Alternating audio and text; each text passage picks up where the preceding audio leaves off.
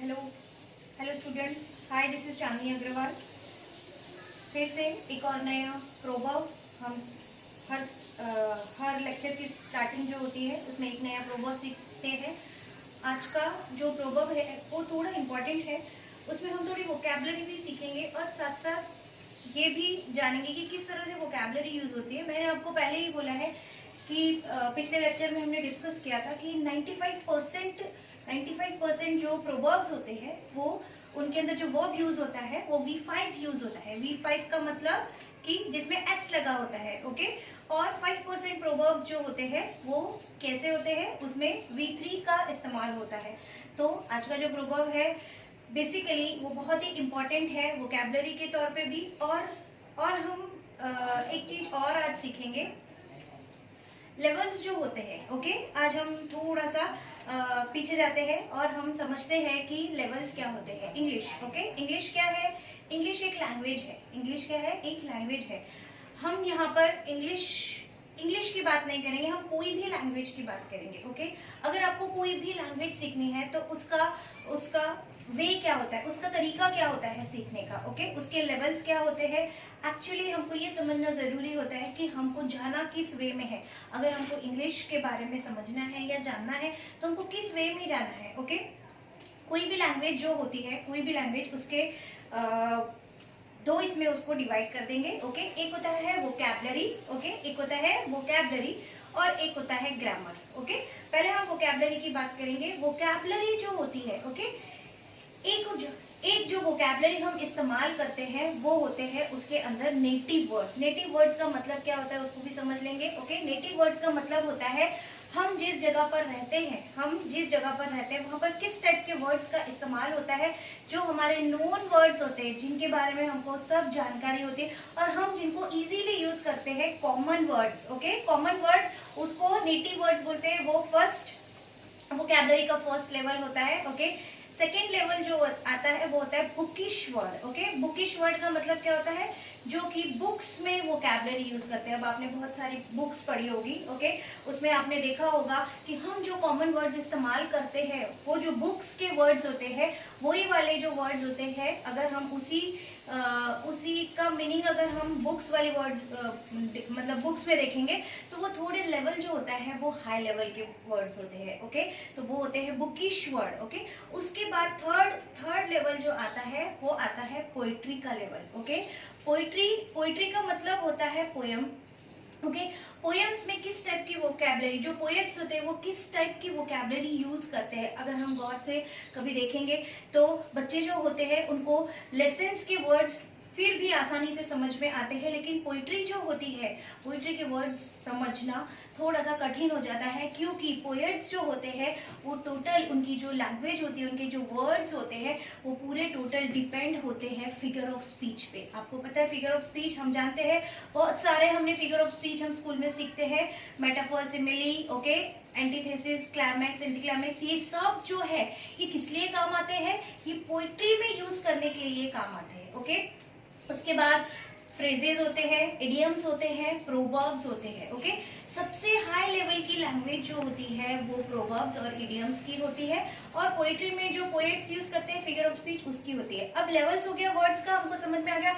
एक first level है हमारा लेवल जो हम कॉमन वर्ड्स यूज करते हैं, सेकेंड है बुकिश लेवल और थर्ड है पोएट्री का लेवल, ओके। ये हो गया एक पार्ट उसका लैंग्वेज सीखने का कि वोकैबलरी। सेकेंड पार्ट है ग्रामर। क्या ग्रामर के भी लेवल होते हैं? नहीं।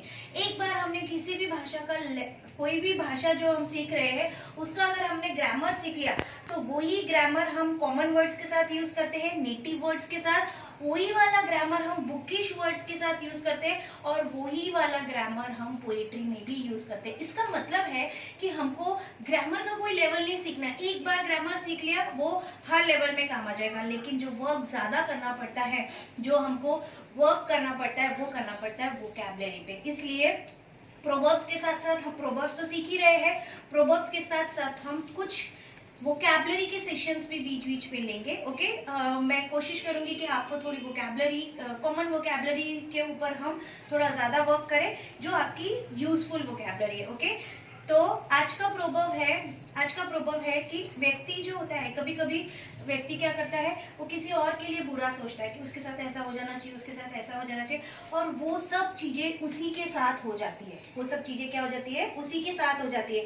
यानी कि जो दूसरों के लिए गड्ढा खोदता है वो एक दिन उसके अंदर खुद ही गिर जाता है। ओके, अब अगर हम सोचेंगे, if we will think that कि there are two verbs use in this proverb. Okay, एक तो है कि गड्ढा खोदना भी वर्ब है, ओके, और गिरना भी वर्ब है। अब मैंने बोला 95% जो प्रोवर्ब्स होते हैं उसमें वर्ब V5 में आते हैं। यहाँ पर भी दो वर्ब्स यूज किए हैं, दोनों किस में आएंगे, V5 में आएंगे। ओके, तो उससे पहले ये प्रोवर्ब समझने से पहले हमको इसकी वोकैबुलरी के बारे में समझना है। ओके, आज हम वोकैबुलरी थोड़ी सी पढ़ लेंगे जो कि रिलेटेड टू डेथ होती है। अगर जब किसी की डेथ हो जाती है, ओके, अभी कोरोना के सीजन चल रहा है, तो हम बहुत बार न्यूज में जो वर्ड्स सुनते हैं, कुछ वर्ड्स हमको समझ में आते हैं, कुछ वर्ड्स हमको समझ में नहीं आते हैं। तो आज हम थोड़ा सा पहले इस पे वर्क करेंगे कि vocabulary related to death. Okay, अगर किसी की डेथ हो जाती है या डेथ से रिलेटेड हम थोड़ी सी वोकैबुलरी पढ़ेंगे। ओके, अभी जब भी किसी की डेथ हो जाती है, जब किसी की डेथ होती है तो उसमें दो संस्कृतियां हैं हमारे भारत में, या कहीं पे भी दो संस्कृतियां होती है। व्यक्ति को एक तो उसका अंतिम संस्कार किया जाता है या फिर उसको दफनाया जाता है। ओके, अंतिम संस्कार करने के लिए इंग्लिश में जो वर्ड यूज होता है वो होता है क्रीमेशन। ओके, क्या बोलते हैं उसको, क्रीमेशन। और अंतिम संस्कार करना, क्रीमेशन, और जहाँ पे अंतिम संस्कार किया जाता है वो शमशान भूमि, उसको बोलते हैं क्रीमेटोरियम। ओके, आपने बहुत बार, अभी ऋषि कपूर की भी डेथ हुई थी, तब उन्होंने बोला था कि कौन से क्रीमेटोरियम में उनका अंतिम संस्कार किया जा रहा है, इसलिए अंतिम संस्कार को हम बोलते हैं क्रीमेशन, और अंतिम संस्कार करने जहाँ पे जो जगह होती है शमशान भूमि, उसको बोलते हैं क्रीमेटोरियम। ओके, डेथ चाहे कोई भी संस्कृति में हो, ओके, जब हम उनके यहाँ पर जाते हैं तो उसको बोलते हैं फ्यूनरल। उसको क्या बोलते हैं, हम कहाँ जा रहे हैं, किसी की डेथ हो गई है, हम कहाँ जा रहे हैं, तो हम उसके फ्यूनरल में जा रहे हैं। Okay, got it. उसके बाद दफनाना। ओके, दफनाने के लिए हम दो वर्ड यूज कर सकते हैं। एक तो होता है बरी का मतलब भी दफनाना होता है, और उस प्रोसेस को बरियल बोलते हैं। इस प्रोसेस को क्या बोलते हैं, दफनाने का जो पूरा प्रोसेस होता है उसको बोलते हैं हम बरियल। ओके, अब जो कब्र, ओके, वो कहाँ पे, उसको कहाँ पे दफनाया जाता है, कब्र में। कब्र को बोलते हैं हम ग्रेव। कब्र को क्या बोलते हैं, ग्रेव। कोई भी खाली जगह जो होती है, किसी भी खाली जगह को, ओके, हम यार्ड बोलते हैं। किसी भी खाली जगह को क्या बोलते हैं, हम यार्ड बोलते हैं। जैसे गाड़ियां जो हो जाती है, खराब हो जाती है, उसको रखने के लिए जो खाली जगह होती है उसको जंक यार्ड बोलते हैं। तो वैसे ही कब्र को रखने के लिए या उसको दफनाने के लिए जो जगह होती है, कब्र को बोलते हैं ग्रेव, और उसको बोलते हैं ग्रेवयार्ड। क्या बोलते हैं उसको, ग्रेवयार्ड। तो इस तरह से हम वर्ड्स में जा रहे हैं। अभी चिता जो होती है, अंतिम संस्कार करने के लिए तो हिंदू संस्कृति में चिता बनाई जाती है, उसको हम बोलते हैं पायर। क्या बोलते हैं उसको, पायर। मुखाग्नि देना, ओके, मुखाग्नि देना यानी लिट द पायर। क्या होता है वो, लिट द पायर। उसके बाद आत्मा का परमात्मा से मिल जाना। आत्मा का परमात्मा से मिलना यानी मुक्ति पाना, उसको हम बोलते हैं साल्वेशन। क्या बोलते हैं उसको हम, साल्वेशन।